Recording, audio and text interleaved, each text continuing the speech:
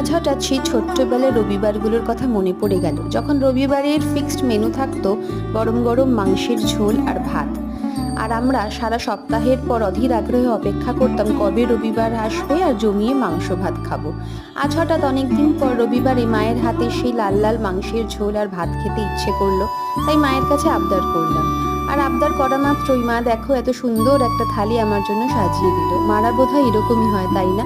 শুধুমাত্র বলার অপেক্ষা, সঙ্গে সঙ্গে সব হাজির।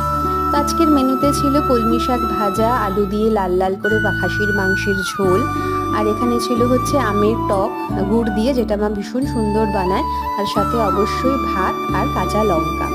আর দেখো শাক দিয়ে তাড়াতাড়ি করে ভাতটা শেষ করে মাংসের ঝোল পাতে ঢেলে নিয়ে সাথে একটু আলু আর আমার প্রিয় চাপের পিস থেকে একটুখানি মাংস নিয়ে এই যে গড়াসটা তৈরি হলো, এটার স্বাদ সহজে বলে বোঝানো যায় না, অমৃত যেন।